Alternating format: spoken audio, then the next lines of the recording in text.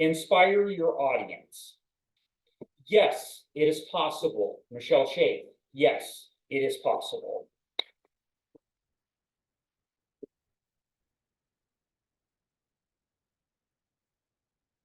How many of you live or have lived in an HOA? Isn't it grand? No. Mr. Toastmaster, fellow Toastmasters, and Karen, our most welcome guest. I live in an HOA.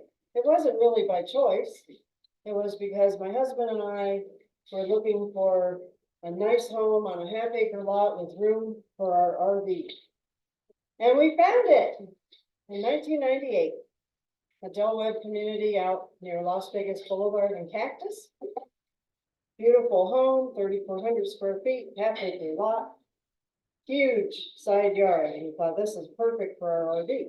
So we asked the sales ladies at the Del Webb office, can we park an RV in that lot?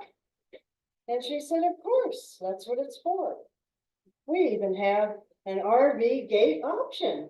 And for a small fortune, well, she didn't say small fortune, but it was, you can have a 12-foot gate.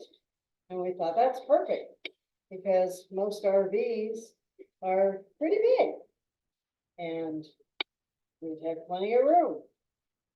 So we bought the house. Everything was great. The HOA that was put in place was originally Del Webb, and then about the year 2000, it became the homeowners that were elected for our HOA. From 1998 until 2016, no problems. People who had an RV, a boat, a trailer, whatever they had, they parked it behind their walls and gates. There was this little section in the CC&Rs that said, RVs and boats need to be attractively screened, but it didn't really elaborate on what that meant.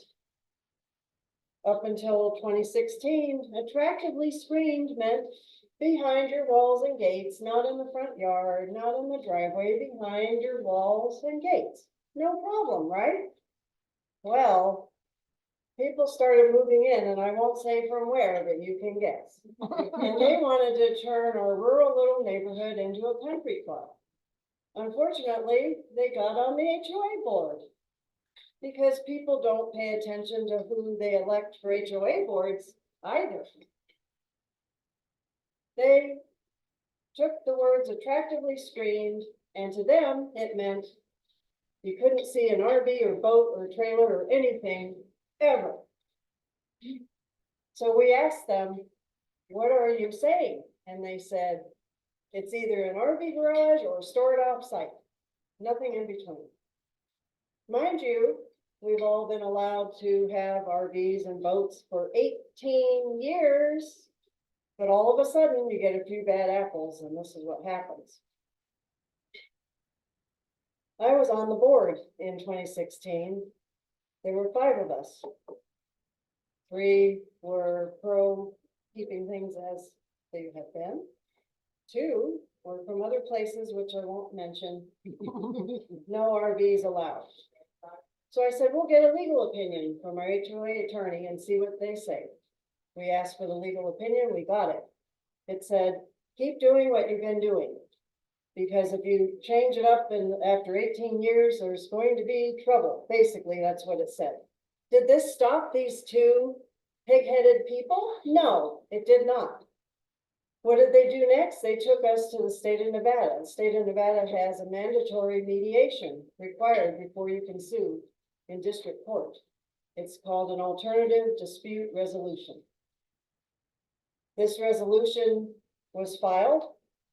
The HOA, our board had to respond. It was interesting because 2 of the members that filed it were on the board against the HOA. Didn't make any sense. The day arrived, the state mediator came. We had to show up, our 2 of the board members there, 3 of us, and the 2 of them. So the mediator starts out and says, okay, what is your solution to them? What is your solution to this problem? And they said, an RV garage only. The mediator said, no, that is not a solution. You need to come up with something else. They didn't, and that was that. We thought. So this was in 2017. We had 4 years of peace. In January of 2022, because again, people don't pay attention to who they elect for RV purposes, we tried to let people know, hey, these candidates are anti-RV and these are pro, do what you want. They voted for the anti-RV candidates, they're back on the board. In 2022, we now had, I was off the board, we now had 5 anti-RV candidates. First thing they did was send me a letter as a previous president, calling me to a hearing. I went to the hearing, I said, besides us being allowed for now over 20 years, I had an approval back in 2003 to allow it. They said, that doesn't matter, that doesn't count. But then I didn't hear anything.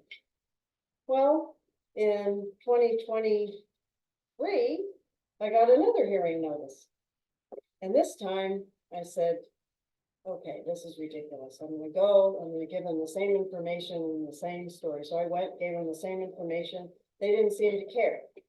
Next thing I know, it's May of 2023, and I get another hearing notice. And I thought, okay, this too many hearings are gonna start fining me.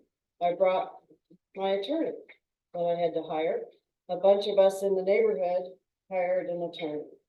The attorney said, the best way to go about this is to change the CCNRs. Well, we have 147 homes. And I'll pass this out. This is our neighborhood. And the attorney came up with a way to make this permanent. He came up with a ballot that we took door to door, and we needed 67%. Which would be 99 homeowners to say yes. We worked for 2 months, from September 2023 until November 2023. We received 104. We had him record it the night of the board meeting where they were going to make final determinations on what to do with all of us with RVs. You should have seen the looks on their faces when the manager was explaining to them that this thing became permanent. Right after that, the HOA had their attorney send out a letter saying, we want to make sure that everyone who signed it really did. They went through that process, it worked. Then the HOA management company sent out a CYA letter right after that, making sure that everyone knew that they had nothing to do with this change. It was a group of rogue homeowners who did it. And finally, when there was nothing else they could do, they had to send out the final letter saying that it had been approved, that the rogue homeowners did it, that it was going against all the homes, all 147 homes in the association, and that it would be effective with April 26th was the date of effect. If anyone tells you changing the CCNRs in your HOA is impossible, which we were told, I can inspire you and tell you it is possible. You just need to get the homeowners together, hire an attorney at your own expense, unfortunately, go door to door, and it can be done. Mr. Toastmaster.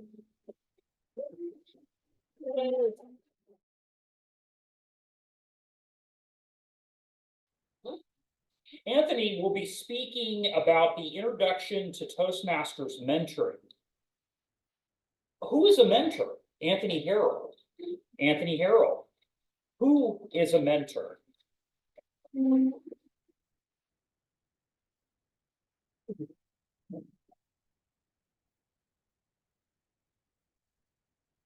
Who is a mentor? Well, that's an interesting question. I guess first you'd have to explain what is a mentor. Because a lot of people are miseducated, or they misunderstand what a mentor actually is. And they confuse it with a coach. So a coach is somebody who is very specific and gets you through doing one thing. A lot of people will say that Michael Jordan is arguably the greatest basketball player in all times. I don't know, I'm not a big basketball fan, there's a lot of names, I don't know. But I will tell you that he was good, and you know why he was good? Because he had coaches. He had a coach to teach him how to dribble. That's the most basic skill in basketball. And he spent millions of dollars on a dribbling coach.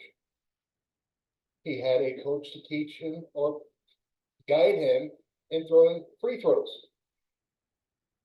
He had another coach that taught him how to make shots from the open floor. So he had multiple coaches to teach him those specific things. Now, our mentor isn't going to teach you how to do a specific thing or a specific task. A mentor is somebody that's going to guide you through the entire experience or lay a trail for you to follow. And that's what we're talking about. In Toastmasters, I've had many mentors, and hopefully I've been a mentor for others. But then I had to think about that. As a mentor, who am I mentoring? I've had a specific person ask me to mentor them on being a better speaker, but then it hit me. Anybody that comes to a Toastmaster meeting and sees how I'm acting, I'm being a mentor to them. Because however I act, they're going to have the assumption that that's acceptable behavior. That's how you're supposed to act at a Toastmaster meeting. I am mentoring them in the way a Toastmaster meeting is run. And a while back, there was somebody in this club that I used to spar with quite a bit. And we were having fun, I thought. I asked them, and they said it didn't bother them. We got along fairly well, and I actually consider that person to be my friend. So we would kid and joke around a lot. But then I had to step back because if somebody else that didn't know our relationship heard us, what would be their impression of that? And I'm being a mentor to a new person that just walks in the door. Is that the type of mentor that I want to be? Probably not. So I actually had to work at scaling back from that interaction that I had and change the whole way that I acted. So I had to blaze a new trail for my own personality, which was very hard for me because I do have a sarcastic personality. Just ask anybody that knows me. But I had to backtrack. I had to be very careful in what I did in an environment like this. Because I wouldn't want somebody to take what I was doing the wrong way and think that was acceptable. I wouldn't want to mentor them incorrectly. So I had to actually change things, come up with a new way of doing things, yet still have that positive effect that I wanted to have on people. And it was hard for me. So what I did was I did an unofficial mentoring process for myself, and I watched how other people behave. Now, some of you know other people that have been Toastmasters, for many years. And there's different personalities. There's a lot of different personalities in Toastmasters. Some you get along with very, very well. Some might rub you the wrong way, like sandpaper. But again, they are somebody that I could take advice from or allow them to mentor me without actually doing the official mentoring process. And I've done that with quite a few people. And here's the key that I've taken from this, my takeaway. It's kind of unique. So as Chris would say, it blazes the trail. Take what works for you and what you find beneficial and make it your own. Leave behind the parts that aren't beneficial. Leave behind the things that don't work for you. As you look around the room, there are things that Michele could do that I could never get away with because of who she is and her personality. Chris, you do your hiking. Shauna, you do extreme sports. I mean, who would ever think to run 100 miles if the bear is not chasing you? Especially when there's no trail, because I've heard some of your trail running experiences. The trail disappeared, right? So I wouldn't want to do that. That's not something that I'm going to follow as if you were my mentor. But then again, there's other things that you've done, that you've all done, that I've been able to take and say, you know what? Those are good traits. I do want to go ahead and do that. So thank you all for unofficially being my mentor and blazing a trail that I can follow. Mr. Toastmaster.